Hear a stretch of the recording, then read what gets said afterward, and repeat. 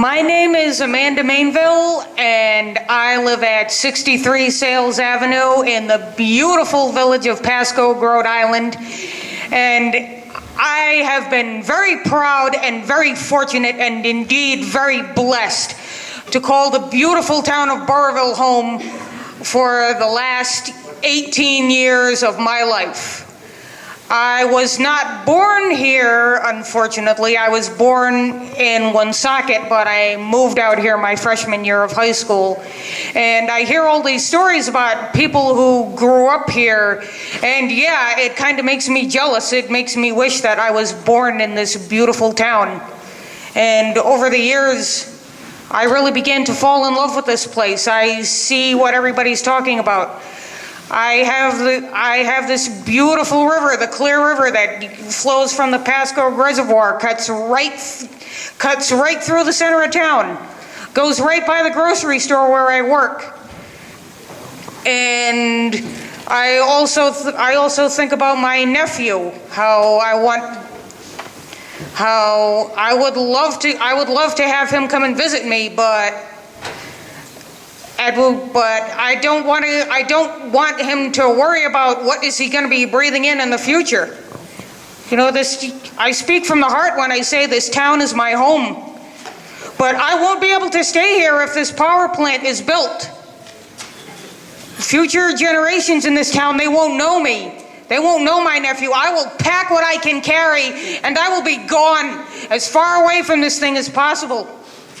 I want to tell people, I want to be able to say, I'm from Burrillville with a hint of pride in my voice, but I don't want to have to follow that with, that's the town that's being destroyed by the power plant.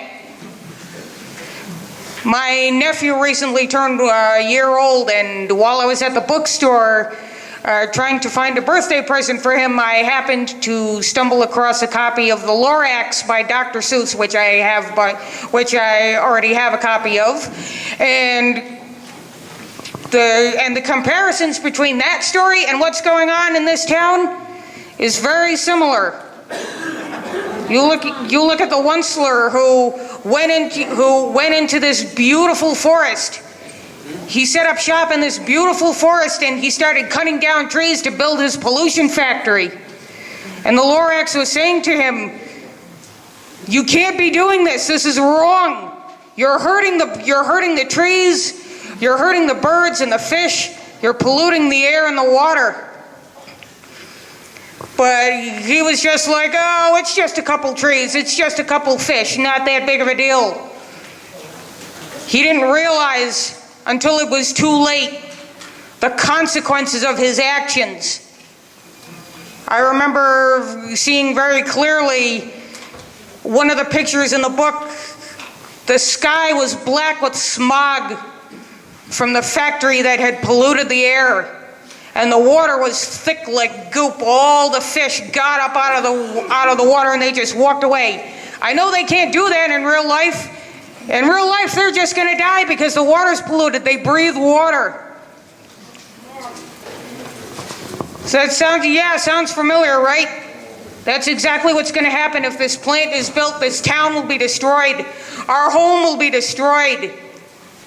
I speak from the heart when I say this is our town. This is our land. And we will do anything to save it. So now I leave you with one of the final words in the story. Unless someone like you cares a whole lot, nothing is going to get better. It's not. For the sake of all that is good and pure and beautiful in this town and this state, you must oppose this power plant. Please!